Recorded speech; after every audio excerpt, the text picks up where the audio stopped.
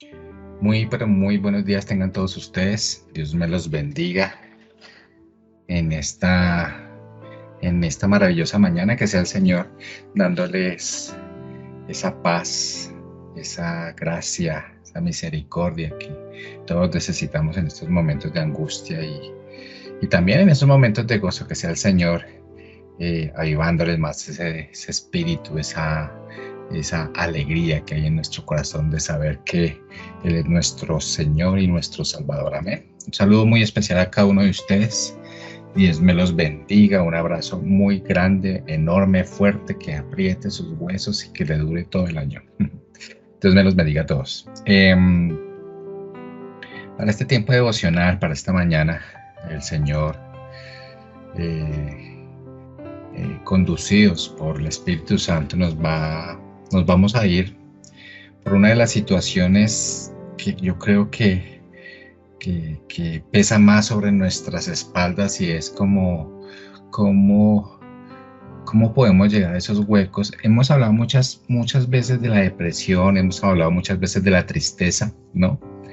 Y en medio de esos momentos de depresión y en medio de esos momentos de tristeza, ¿cómo podemos llegar a pensar que definitivamente Dios no está con nosotros, que definitivamente el Señor no oye nuestras oraciones, que el cielo es de bronce, que se cerraron todas las posibilidades, que no encontramos salida, que estamos diagnosticados de tal o X forma y que nos vamos a morir, o que sencillamente nos van a quitar la casita, o que mi matrimonio está totalmente derrumbado, que mis hijos están totalmente desviados, y vemos que como que no hay salida en esta situación, que como que no hay escapatoria, como que esto nunca va a arreglarse.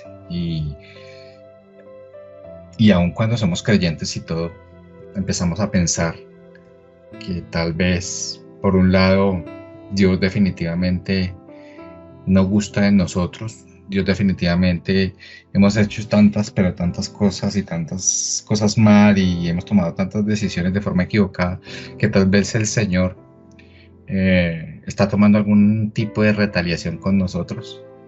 Y si no somos creyentes, pues peor, ¿no? Si no somos creyentes, pues sencillamente podemos llegar a pensar que así es la vida, que dice el viejo y conocido refrán que Dios le da pan al que no tiene dientes, y bueno, en fin, eso hay un montón de cosas que se suscitan en nuestras mentes cuando llegan este tipo de situaciones.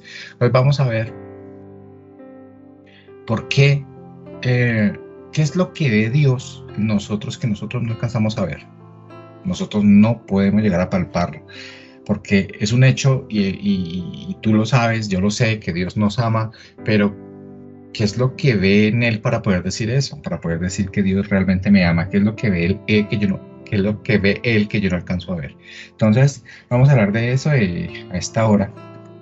Voy a invitarlo a que pongamos este tiempo en oración, que sea el Señor tomando el control de este espacio, que sea el Señor llenándonos de esa predisposición y que toda la atención podamos aplicarla en lo que Él quiere decirnos en esta mañana. Amén.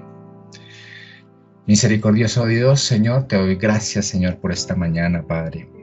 Te doy gracias, mi Dios, porque hoy me mantienes con vida nuevamente. Hoy la sangre veo que sigue circulando por mis venas. El oxígeno, Señor, penetra, Señor, en mis pulmones, Señor, y puedo hacer el ejercicio, Señor, de respirar este aire que tú me regalas. Gracias, Señor, porque mis sentidos, Señor, están enfocados. Gracias, Padre eterno, porque a pesar quizá de la enfermedad, aún, Señor, me tienes activo o activa. Gracias, Señor, porque a pesar, Señor, de la circunstancia y de la calamidad, Padre eterno, tú me llenas de ánimo y me llenas de gozo. Gracias, Padre eterno, por tantas y tantas bendiciones que derramas sobre nuestros hermanos. A esta hora, Padre, yo clamo a ti para que el Espíritu Santo, Señor, sea tomando el control, Señor, de este tiempo, Dios. Para que el Espíritu Santo del Señor, de nuestro Dios y Padre poderoso, tome el control de cada vida, tome el control de cada alma, Señor. Sea ese Espíritu, Señor, llevándonos hacia donde tu propósito lo desee, Padre amado. Que seas tú, Señor, hablando con autoridad y poder, Señor, en esta mañana, Padre amado. Gracias por tanto amor, gracias por toda la misericordia, Señor, que nos das. Gracias, Señor, por un tiempo más donde podemos, Señor, llegar a palpar, Señor, la gloriosa majestad de tu presencia. Gracias por un tiempo más, Señor, en que nos enseñas, nos formas y nos capacitas para poder enfrentar el día a día, Señor, convencidos de que tú realmente estás allí. Gracias por cada hermano, Señor, a este tiempo, Señor, en este momento se dispone a escuchar de ti, Padre. En el nombre poderoso del Señor Jesús, quita todo obstáculo espiritual, Señor, quita toda distracción, toda venda que pueda llegar a cegar mis ojos, todo tapón que pueda dejarme un poco sordo, Señor, ante la voz, Señor, que viene de ti. Quita todo lo que no sea tuyo, Señor, en el nombre de Jesús, Padre eterno, y conduce este tiempo de acuerdo a lo que tú desees y a lo que tú quieres. Te damos la gloria a ti, te damos la honra a ti, Señor, pidiendo bendición sobre cada uno de los hogares que hasta ahora se conecta. Gracias, Padre amado, porque tú los alimentas y tú los ayudas en este momento donde más te necesitan. Gracias, Papá, mi Dios amado, háblanos fuerte, tan fuerte, Señor, que puedan nuestras vidas ser cambiadas, Señor, con autoridad y poder como solamente tú lo puedes llegar a hacer, mi Dios Santo. Y Padre, en el nombre de Jesús, esta hora, mi amado Dios, que todo aquel que tenga oídos para oír, que oiga lo que el Espíritu tiene que decirle a las iglesias. Gracias, amado Señor. Gracias, Espíritu Santo. Gracias, Señor Jesús. Te amo, Señor, unidos como iglesia hasta ahora. Gracias, Papá. Gracias, mi Señor. Bueno, mis hermanos, hay diferentes situaciones como veníamos anunciándolo, en donde nosotros mermamos en muchas cosas. Definitivamente tocamos ya piso, tocamos ya fondo, ya no queremos nada. Las circunstancias nos llevan y nos jalan hacia un punto en donde no queremos dar vuelta de hoja.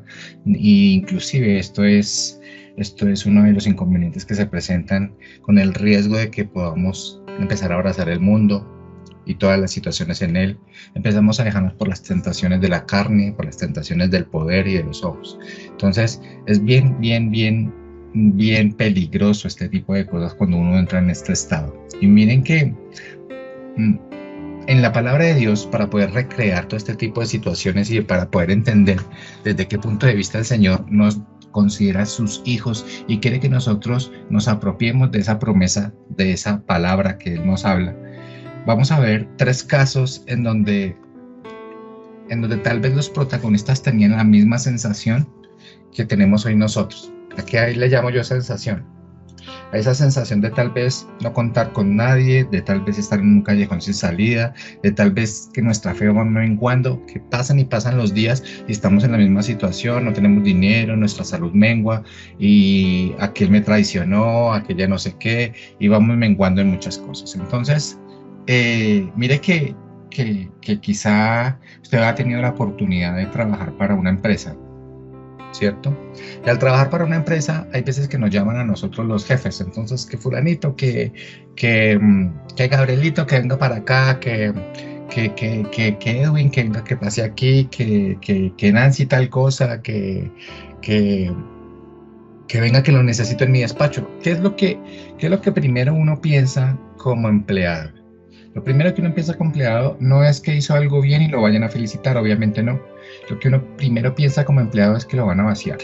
Le van a jalar las orejas por algo que no hizo, porque es que, hermano, nos cuesta recibir las cosas buenas. Pensamos que para lo único que nos pueden llegar a llamar es para recibir cosas malas. Entonces, rara vez, al contrario de este ejemplo, quizá también nosotros lo hacemos, ¿no? Rara vez resaltamos las cosas buenas en las personas. Cuando hablamos entre creyentes, eso es como normal, que cada creyente y cada persona que está en el medio que está en el proceso de conocer al Señor, o que ya lo conoció, o que lleva años en el tema, pues sabe que tiene que resaltar las cosas buenas en las personas y lo hace, ¿no? Pero nuestra realidad es diferente. Tal vez nuestra cultura, tal vez lo que nos enseñaron, o tal vez tantas cosas hacen que nosotros solamente resaltemos las cosas malas en las personas. Nos cuesta resaltar las cosas buenas, aun cuando estemos, como les vuelvo a repetir, cuando estemos empapados de la palabra de Dios. Nos cuesta hacer ese tipo de cosas, resaltar las cosas buenas también al oírlas las personas. O sea, debemos reconocer que al empleador promedio, al dueño de empresa promedio, lo que a él le interesa son los resultados. Y si tú haces las cosas buenas, rara vez vemos con personas que resaltan estas cosas, sino que más bien te llaman a ti para decirle, esto está bien, pero te faltó tal cosa, esto está bien, pero te faltó tal otra. Entonces uno como que, no, es que yo lo digo es para construirte, para que seas mejor cada día. Y bueno, la carreta va, la carreta de la ingeniería administrativa, incluso también en los procesos industriales dan cuenta de los buenos resultados y nunca te van a decir que hiciste las cosas bien sin que haya un pero.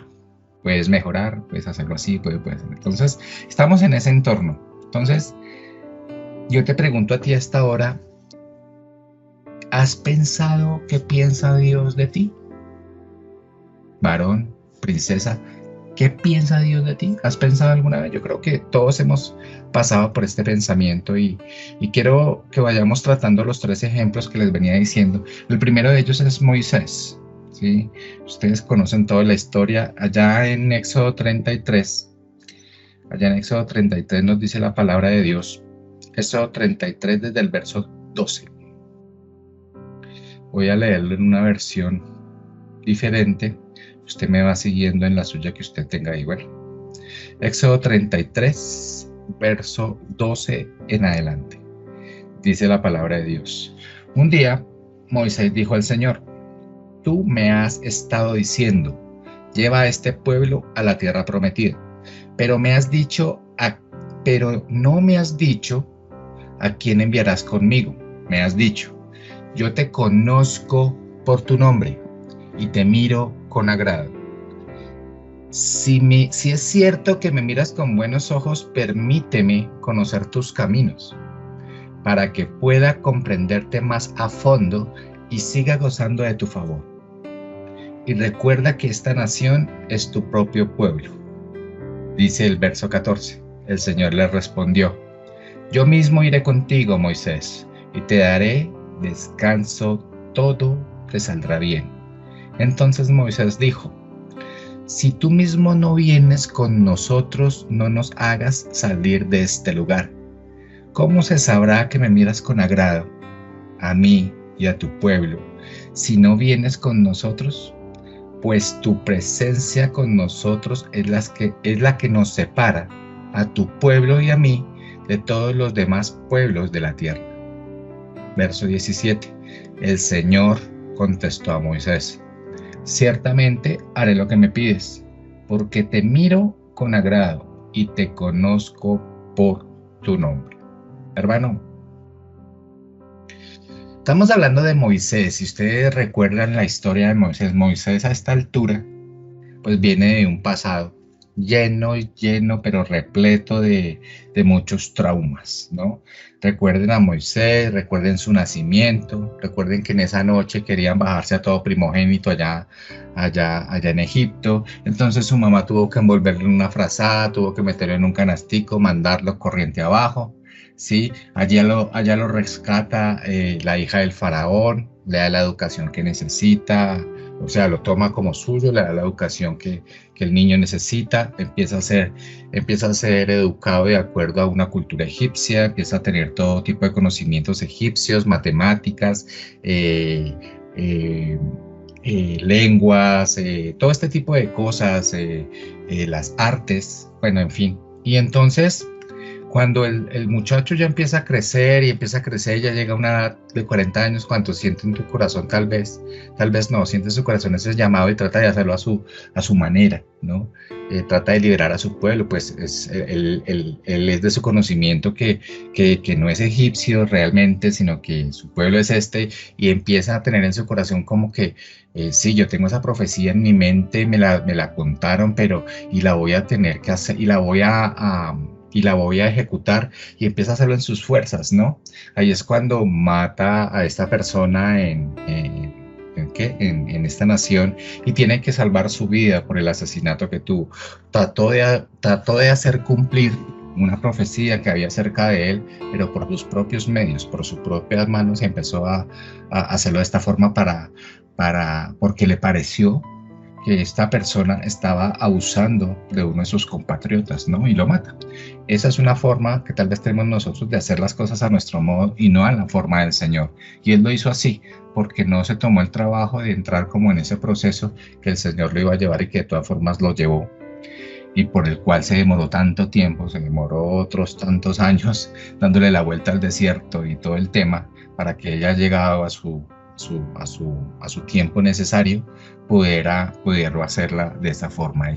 Y todo el proceso del desierto, empezando desde la muerte de este señor, empezando desde su mismo nacimiento, pues empezó a él a causarle cierto tipo de traumas y que tuvo que convivir con ellos. Tuvo eso en su corazón, todo ese sufrimiento, todo ese proceso, y lo vemos aquí en Éxodo 33 con un problema y era llevar su pueblo a un tiempo en la historia que era necesario, y se siente un poco desvalido porque no tiene la presencia de Dios. Allá en el verso 15 dice, estamos en Éxodo 33, allá en el verso 15 dice, entonces Moisés dijo, si tú mismo no vienes con nosotros, no nos hagas salir de este lugar. Pero quiero que vayamos un momentico al verso anterior, que es el verso 14. El verso 14 es cuando cuando el Señor le responde a Moisés y le dice, yo mismo iré contigo, Moisés, y te daré descanso y todo te saldrá bien. Estamos hablando de un Moisés ya procesado, ¿sí? Está en el camino de la tierra prometida, ya conoce a su Señor, ya sacaron de Egipto a todos estos esclavos y lo conoce. Pero, y llega a este punto y me causa bastante curiosidad cuando el Señor le dice, yo mismo iré contigo, pero mire lo que le responde Moisés en el verso 15, si tú mismo no vienes con nosotros, hombre, yo no sé, pero después de que vea a Moisés semejante muestra de poder y de misericordia y todo lo demás en el pueblo, en él mismo, en sus familiares y en todo, y el Señor le dice, sí, hombre, yo voy a ir con usted, sí, pero es que tú no vas conmigo, y nosotros somos así. El Señor nos habla y nos dice, tranquilo, todo va a salir bien. Y no es, hermano, que te aparezca una cosa así súper mística y te diga, no, ahí está la palabra de Dios que te está hablando todos los días y te está diciendo cuál es la promesa para tu vida, ¿cierto? Y te dice, yo voy a estar contigo, como le dijo Moisés, yo voy a estar contigo, todo te saldrá bien, pero ¿qué hacemos nosotros? Igual que hacen con Moisés. No, pero es que mire, si tú no vas, pero le estoy diciendo que voy a ir con usted, hermano, tranquilo. Entonces me causa mucha curiosidad ya tranquilo, yo voy a ir con usted. Y hay algo muy, muy bonito aquí en el verso 15, y es también lo que dice Moisés. Dice, si no vienes, dice en el verso 16, ¿cómo se sabrá que me miras con agrado a mí y a tu pueblo si no vienes con nosotros? Y mira lo que dice aquí, que es súper, o sea, es muy resaltable.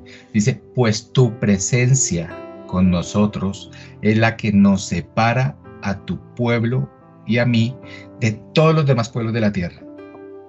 O sea, Moisés tenía una cosa clara, pues sí, estaba ahí vacilando como lo hacemos nosotros y el tema, aun cuando ya conoce al Señor, pero hay algo que lo tiene claro, que la presencia del Señor es ese plus que tiene de especial el pueblo porque está con ellos y no con los demás. Esa es lo que los separa de un pueblo y lo otro, la presencia del Señor. Y mire lo que dice el verso 17. El Señor le contestó a Moisés, ciertamente haré lo que me pides, porque te miro con agrado y te conozco por tu nombre. Aquí yo les pregunto a cada uno de ustedes, los que ahora se están conectando, están acá en línea, ¿qué ve Dios que Moisés no puede alcanzar a ver? ¿Por qué Él está manifestando una ansiedad tremenda, o sea, está diciendo, oiga, tiene que acompañarme, si no va usted, entonces va a pasar esto, si no va usted, mejor yo no voy. Moisés está expresando una sensación tremenda y el Señor le dice, tranquilo, yo voy con usted. ¿Qué es lo que ve el Señor que no alcanza a ver Moisés? Porque yo creo, obviamente es pura lógica y sentido común, que si Moisés alcanza a ver lo que Dios ve, pues no estaría con esta ansiedad, igual que nos pasa a nosotros, igual que nos pasa a nosotros. Y mire el orden de las palabras en tú me agradas y yo te conozco. Mira, volvamos a repetir aquí el verso 17 de Éxodo 33. Dice, ciertamente haré lo que me pides, porque te miro con agrado y te conozco por tu nombre. El orden de esta palabra, de esta oración, está primero con el verbo agradar y luego viene el verbo conocer. O sea, primero es muy importante este orden, sobre todo analizando las escrituras, porque lo primero que Dios ve en nosotros, o sea, el Señor siente con nosotros, es agrado. Y luego nos conoce. Ese es el orden, agradar y conocer. Hay veces nosotros intercambiamos los valores o el orden de la historia, ¿no? Primero conocemos para agradar. Y primero el Señor está diciendo, te veo con agrado, luego te conozco. O sea, porque te miro con agrado y te conozco por tu nombre. Esas son el orden de las palabras en tú me agradas y yo te conozco.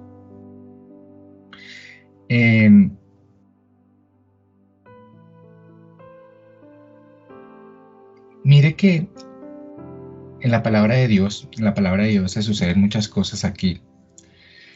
Allí en el verso en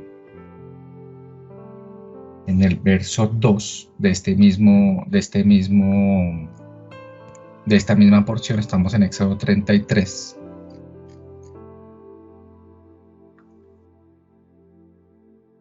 En el verso 2 dice la palabra de Dios, enviaré un ángel delante de ti para expulsar a los cananeos, los amorreos, los hititas, los fereceos, los heveos y los jebuseos.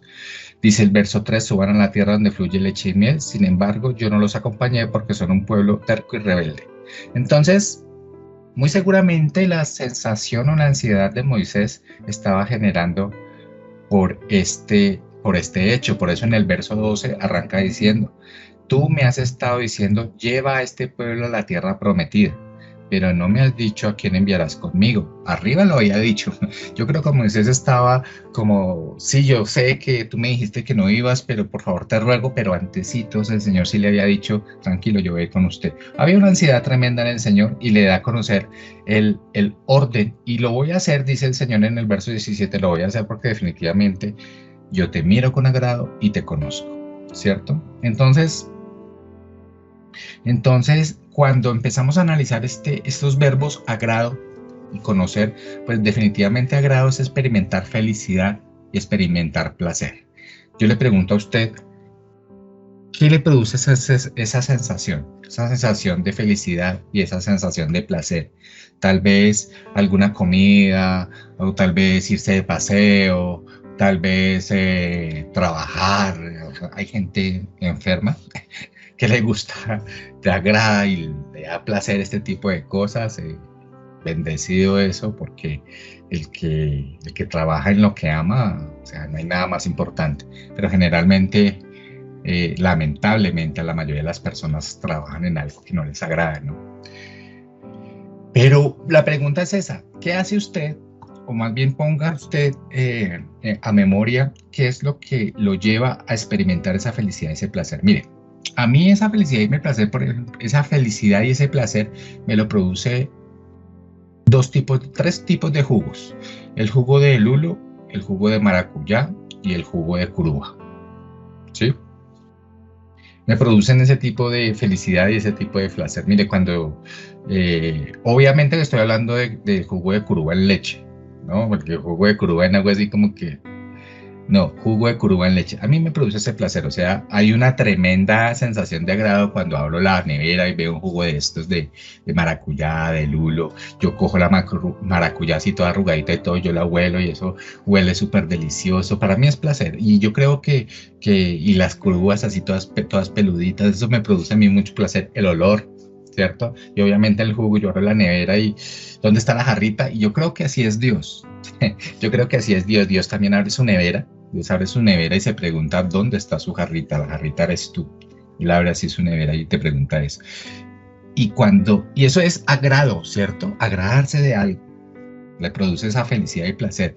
Y cuando dice la palabra de Dios, te conozco, conocer es simplemente, hermano, es que el Señor sabe cuál es tu historia, sabe tu pasado, sabe tus debilidades, sabe tus fortalezas, sabe tus pensamientos. Entonces está diciendo, tú me produces ese placer, esa felicidad, ese gozo y me produces todo este tema, ¿sí? Me produces toda esta ansiedad, me produces todo este agrado, eh, porque te conozco. Primero, yo me agrado de ti y enseguida te conozco.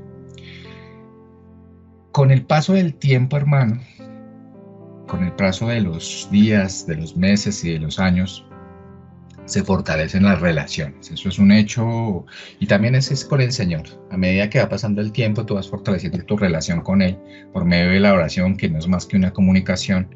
Hablar así como yo estoy hablando contigo. No tienes que tener ninguna arandela, ni cambiar la voz, ni decretar, ni hay un protocolo establecido. Es una comunicación donde tú primero le das la gloria a Él y hay un parámetro bíblico y eso es una comunicación entre el Señor y a medida que tú lo vas experimentando con Él, pues va creciendo esa relación hasta que el Señor realmente empieza a decir lo que dijo con Moisés. Pues yo me agrado de ti, yo te veo y me agrado, no es como que, ay, este man ya va a empezar a orar, va a pedir lo mismo. No, el Señor no es así. Simplemente cuando tú lo conoces realmente y Él se agrada de ti y tú entras en esa oración, el Señor está esperando justo ese momento porque le agrada ese momento.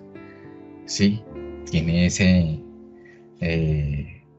expectativa por ese momento, ¿no? Él quiere que lo hagas, ¿no? Entonces, ¿a cuántos hermanos de ustedes, a cuántos de ustedes les gusta que les regalen, no sé, en estas épocas de Navidad, ¿a cuántos de ustedes les gusta que les regalen, por ejemplo, medias o calzoncillos? O a las mujeres, ¿a cuántos de ustedes les gusta que en Navidad les regalen panties o medias? Yo creo que no sé. Personalmente a mí en Navidad no me gusta que me regalen ese tipo de cosas, sobre todo los que son muy allegados a mí. Mi esposa lo sabe, ¿cierto? Entonces, eso es conocimiento. Ella sabe que no se puede aparecer con unas medias y unos calzoncillos, no es porque le diga que es pequeñito el regalo, sino porque en Navidad no, en Navidad regáleme otra cosa, pero medias y calzoncillos como que no. O regálame un escrito, una esquela, no sé, pero medias y calzoncillos no me gusta. Entonces, ese tipo de cosas es que hace que ella llegue al conocimiento y yo la conozco, ella me conoce y es así Dios con nosotros. Yo sé que Dios sabe que nos gusta, Dios sabe que nos disgusta, Dios sabe absolutamente todo. Mire en otra versión lo que dice en Éxodo 33:17. Me gustó mucho, es la nueva versión internacional. Dice, Éxodo 33:17 dice, está bien, haré lo que me pides, le dijo el Señor a Moisés, pues cuentas con mi favor y te considero mi amigo. Tremenda, ¿no? Es otra versión, otra traducción. Y esta porción, hermano, no es solo para Moisés, es para todo aquel que mantenga una relación con Dios como lo hizo Moisés con Dios, ¿cierto? No, es que eso fue para Moisés, eso fue hace miles de años, eso se lo escribió a él porque él estaba... No, eso es una porción que no solo es para él, para Moisés, sino es para todo aquel que pueda mantener esa misma relación que tuvo Moisés con él, hasta el punto de que el Señor pueda llegar a decir, yo haré lo que me estás pidiendo, de acuerdo a la voluntad mía, de acuerdo a mi propósito, lo que sea, pues tú cuentas con mi favor, Anita, tú cuentas con mi favor, Martica, Gladysita, tú cuentas con mi favor, porque definitivamente te considero mi amiga, ¿sí? Te considero mi amigo y cuentas con mi favor, por eso lo haré. Entonces, es para ti, siempre y cuando mantengas esa relación. Cuando usted ora, como te digo, el Señor está a la expectativa de que tú, de qué le vas a decir, ¿no? Entonces, a esta hora yo te voy a invitar a que cierres los ojos. Ojo que no vamos a terminar todavía, no te ilusiones. A que cierres los ojos y piensa en esto. Cierra allí tus ojos donde estás, ahí, en este momento, y piensa en esto. ¿Ya estás cerradito? Te estoy mirando. Ok. Cierra tus ojos y piensa en esto. Dios te mira con agrado. Dios te contempla. Dios gusta de ti. Dios te ama. Dios confía en ti. Cuentas con su favor. Te considera su amigo. Te considera su amiga. ¿Quién de ustedes cree que Dios le diría esto a alguno de ustedes? Espero que sean todos. El segundo ejemplo, mis hermanos, el segundo ejemplo sucede tiempo después. Después de esto que acabamos de ver, pues tiempo después las tribus de Israel están en un conflicto. Ellos están en la tierra prometida, pero por esa desobediencia hacia nuestro Señor empiezan a pasarla muy, pero muy mal. ¿Sí? Estamos hablando del libro de Jueces. En el libro de Jueces hay un ciclo de pecado.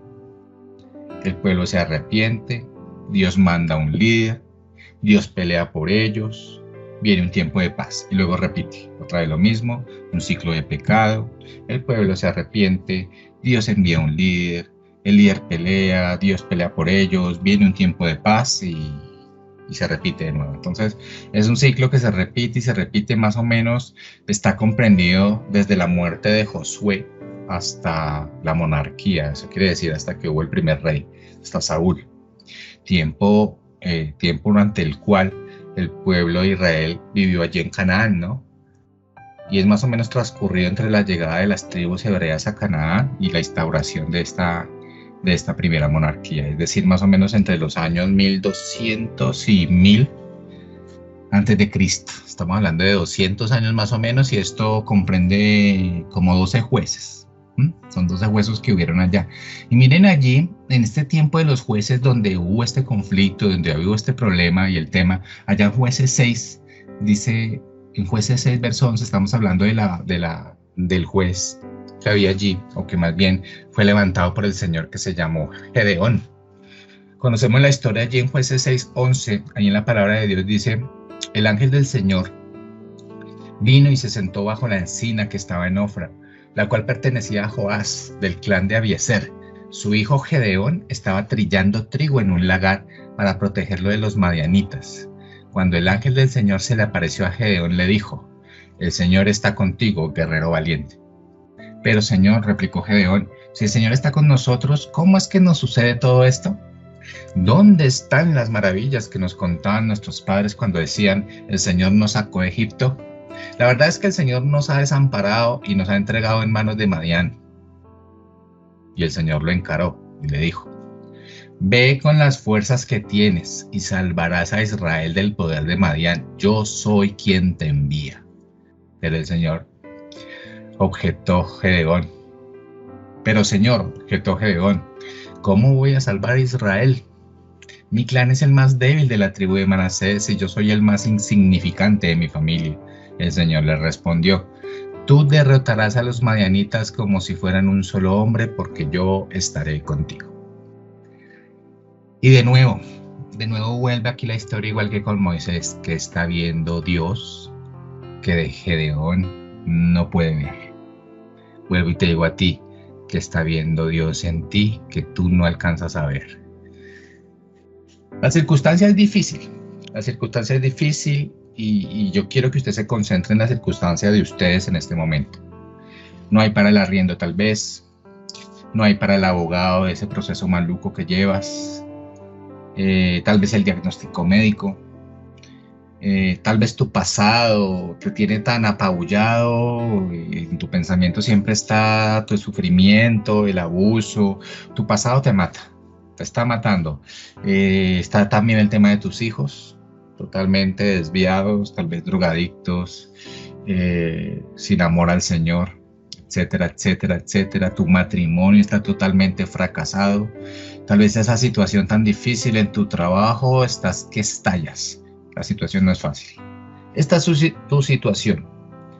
Y la situación es difícil también para Gedeón, hermano.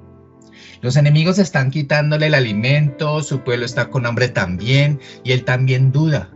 No es solo usted Él también piensa que si Dios está con él, ¿por qué le pasa todo eso? Él también está pensando que si Dios está con él, ¿por qué no elimina esos enemigos que le están quitando el alimento? También es lo que estás pensando tú ahora. ¿Por qué si Dios está conmigo no me dieron en el ascenso? ¿Por qué si Dios está conmigo no me está dando sanidad, no me sano de este órgano que está mal, de esta extremidad que está mal, de mi corazón? ¿Por qué si Dios está conmigo mi matrimonio es un desastre? ¿Por qué si Dios está conmigo, por qué mis hijos tomaron este camino? ¿Por qué si Dios conmigo me va tan mal? No era solamente Gedeón durante ese tiempo, sino ahora es usted, ahora somos nosotros. Y aquí, hermano, aquí hay una resignación y ahí hay una derrota por parte de Gedeón. Hay dos cosas ahí empujando una con otra. Podríamos decir que Gedeón, hermano, está en la inmunda, viejo. Está en la inmunda. Usted tal vez, no sé, usted de pronto ha conversado con alguien en una situación bien difícil, ha conversado con alguien bien pesimista, con personas sin espíritu que llaman. Usted llega y le dice, ¿cómo está mi hermano? Y con toda la energía que tenemos como creyentes, ¿cómo está mi hermano? ¿Cómo va todo? Y él con esta cara. No, si le cuento lo pongo a llorar en el desierto, porque eso sí se acuerda. Luego tal vez se acuerde de que son espirituales, son espiritualoides y dice, pues hermano, la voluntad de Dios, Jehová me sacará. Jehová me sacará, yo hasta lo dudo con esa cara que tú tienes que Dios te sacará del problema. No lo creo, tú no lo estás demostrando.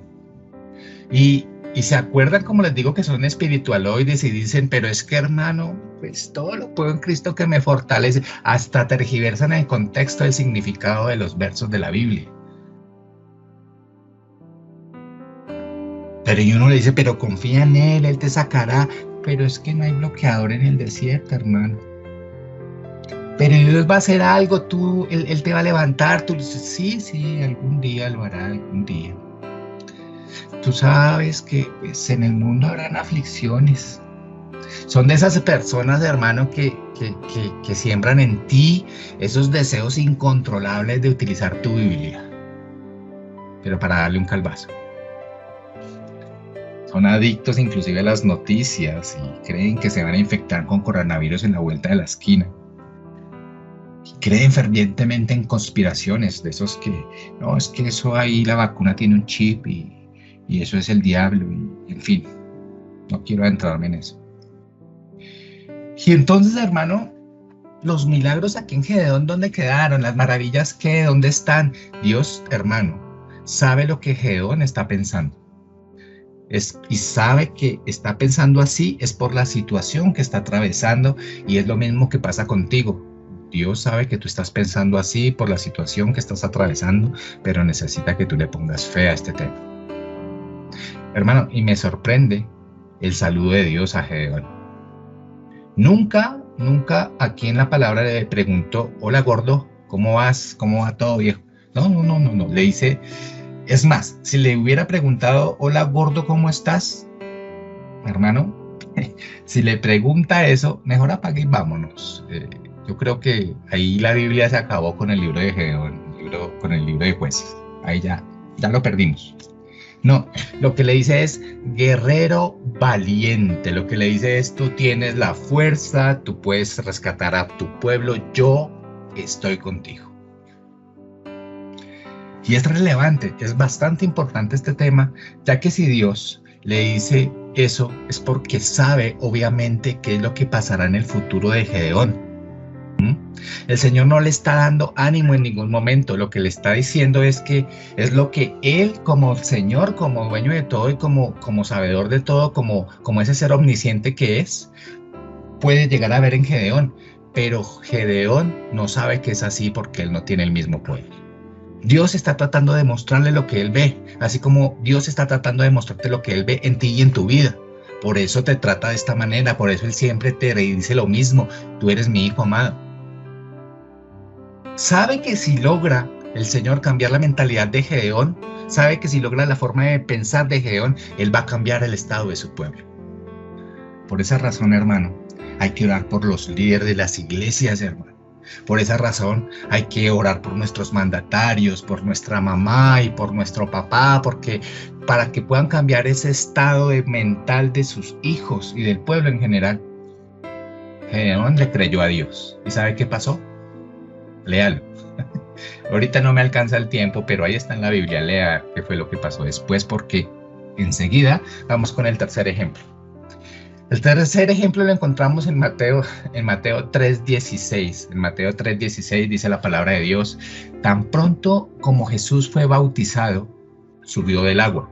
En ese momento se abrió el cielo y él vio al Espíritu de Dios bajar como una paloma y posarse sobre él. Y mira lo que pasa aquí.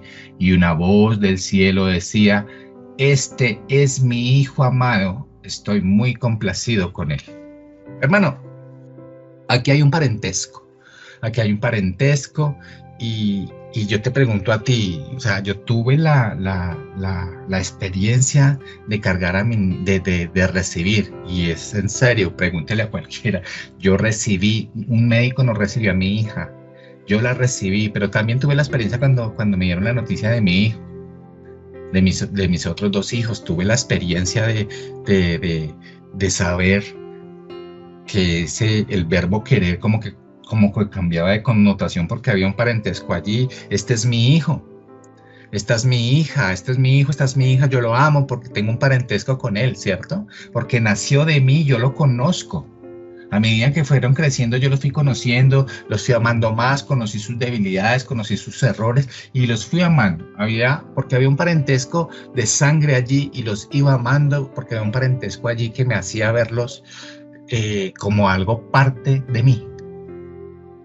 Y hermano, tú amas a tu hijo porque efectivamente salió de ti y lo amas así se equivoque, lo amas así acierte o no, lo amas así meta las patas o no, lo amas así peque o no, seguirá siendo tu hijo a pesar de todo. Es lo que está diciendo el Señor. Usted, hermano, es hijo de Dios. Usted es hijo de Dios no por lo que usted haga o no por lo que usted deje de hacer. Usted es hijo de Dios por su infinita gracia. Él nos adoptó. Y usted es hijo de Dios porque usted cree en el Señor. Y también porque usted le cree al Señor. Por eso es hijo de Dios. Por eso usted puede apropiarse de todo lo que estamos diciendo en el día de hoy. Y hermano, preguntamos por qué cuesta tanto trabajo entender lo que significamos para Él. Quiero darle una pausa para que usted responda eso ahí en el chat. Luego me pregunto, ¿por qué cuesta tanto entender lo que significamos para Dios? Vaya contestando ahí.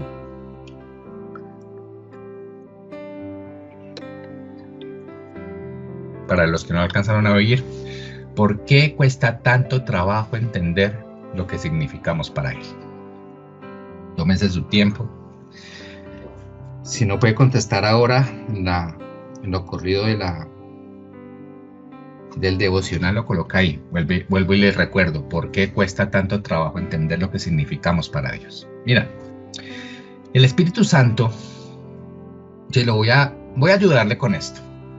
El Espíritu Santo llevó al desierto a Jesús después de bautizarse, ¿cierto? El Espíritu Santo llevó al desierto a Jesús después de bautizarse y allí fue tentado. Ustedes conocen la historia. Allí fue tentado, estaba él en el ayuno y le dio hambre. Mire, recordemos el pasaje, está por allá en Mateo 4. Mateo 4, desde el verso 3. ¿Ok? Mateo 4, verso 3 dice: en ese tiempo, el diablo se le acercó y le dijo: si eres el Hijo de Dios, di a estas piedras que se conviertan en pan. Jesús dijo: no, las Escrituras dicen, la gente no vive solo de pan, sino de cada palabra que sale de la boca de Dios. Verso 5.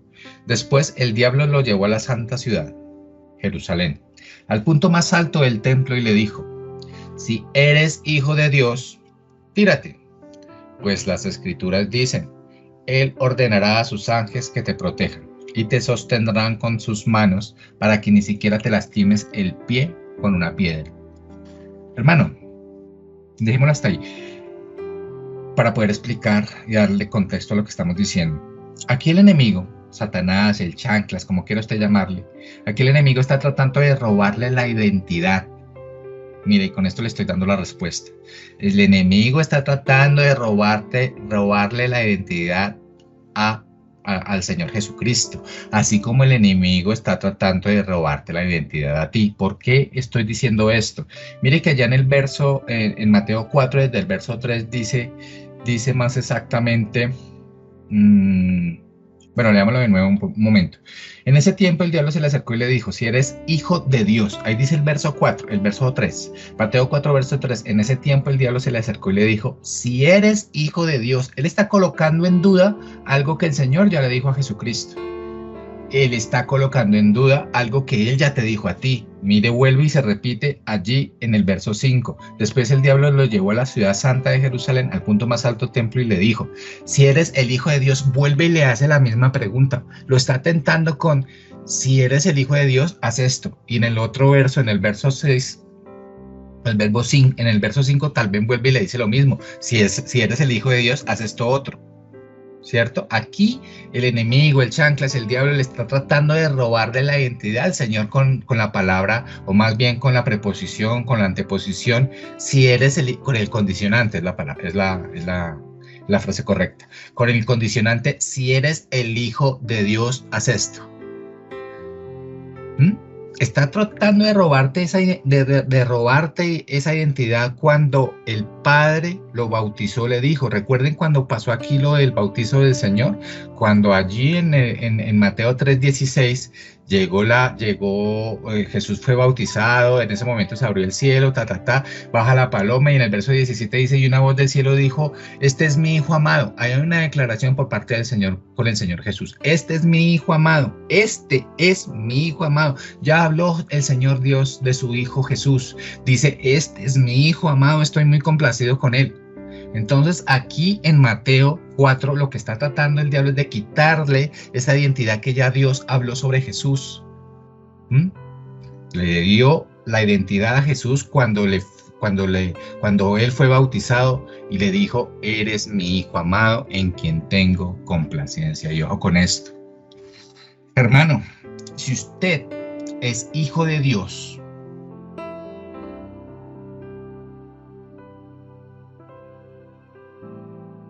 debe entender lo que el Espíritu Santo está tratando de decir en esta mañana.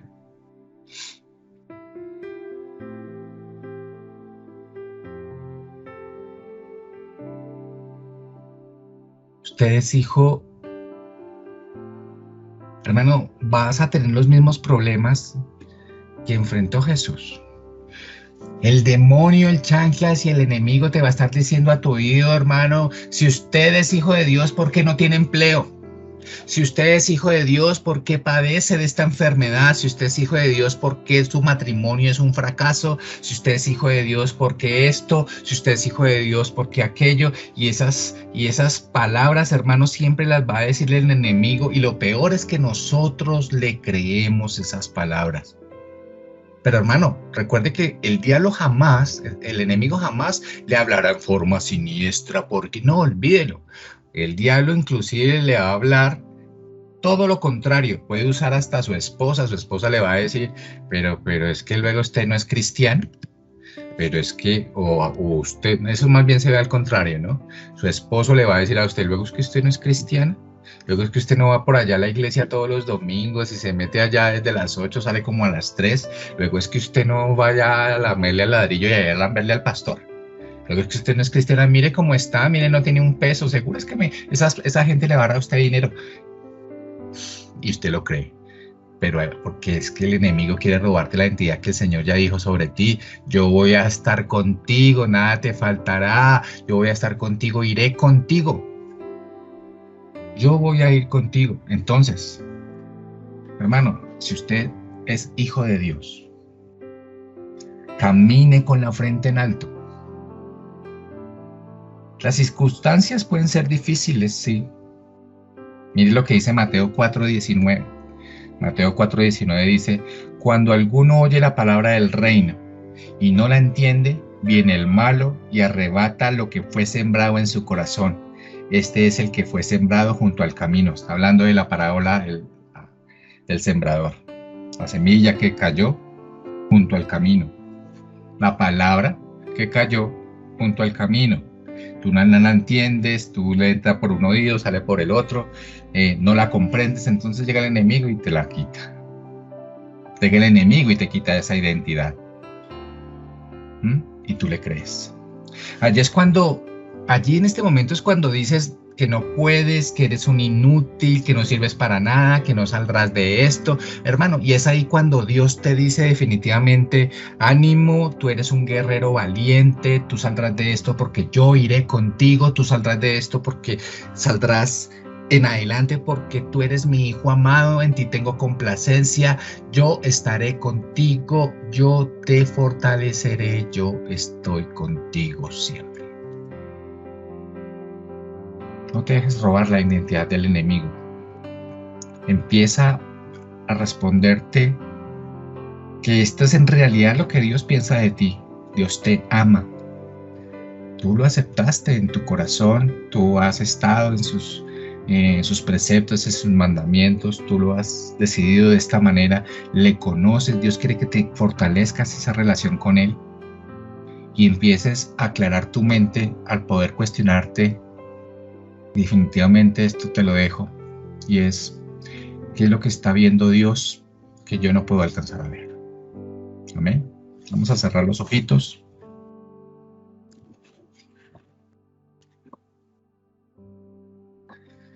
Misericordioso Señor, hoy te doy gracias, Padre amado, por tu palabra. Te doy gracias, mi Señor, por traerme, Señor, a este punto, Dios, con tu misericordia y con tu gracia.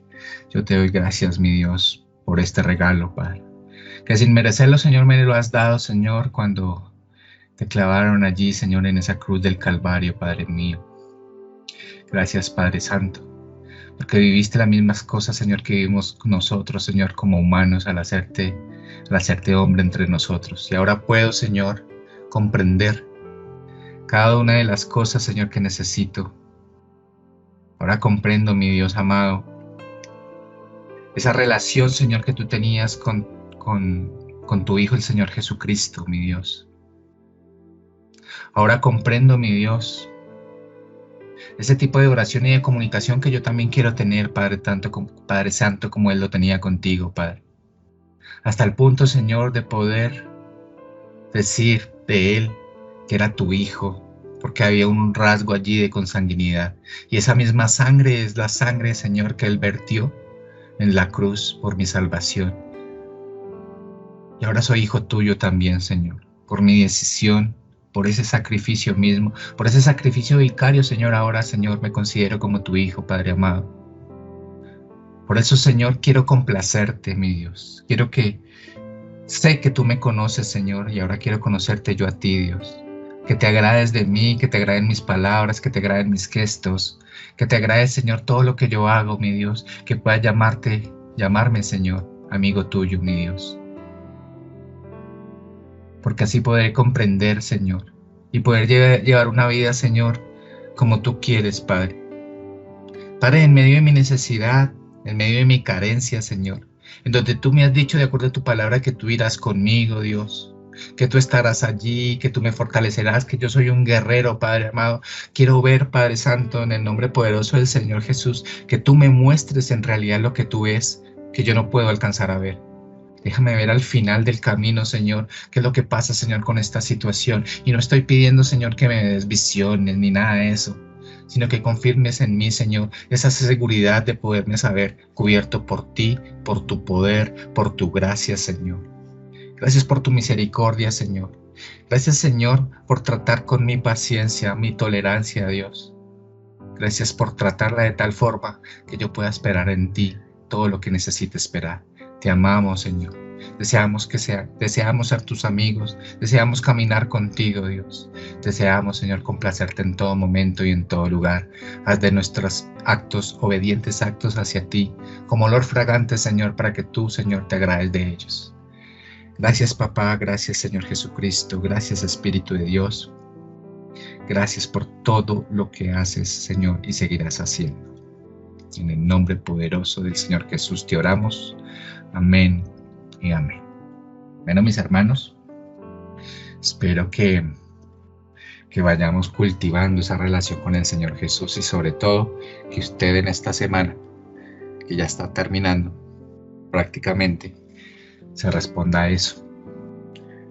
¿Qué es lo que ve el Señor Jesucristo, o nuestro Dios Padre más bien, en nosotros que usted no alcanza a comprender o a ver? Amén. Bueno, no se les olvide pues nuestros horarios, ya saben, devocionales todos los lunes, todos los miércoles y todos los viernes a las 6 de la mañana. No olviden estar conectaditos allí por Facebook, 6 de la mañana, lunes, miércoles y viernes. También tenemos nuestros tiempos de oración allá en el templo, 6 de la mañana, ya saben, calle 50, número 946, Barrio León 13, 6 de la mañana, los días martes y los días jueves. ¿Sí? Tenemos nuestro tiempo de jóvenes, nuestra reunión de jóvenes, todos los sábados a las 4 de la tarde. Sábados, 4 de la tarde. Y nuestro tiempo de reunión familiar para este domingo. Déjenme ver una cosa aquí. Para este domingo seguimos con el mismo horario, que es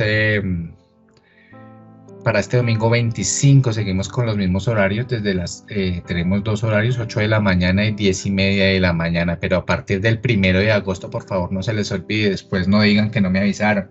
A partir del 1 de agosto solamente vamos a tener un servicio y este va a ser a partir de las 9 de la mañana. Bueno, entonces para que lo tengan muy presente, que a partir del 1 de agosto vamos a estar desde las 9 de la mañana en un solo servicio.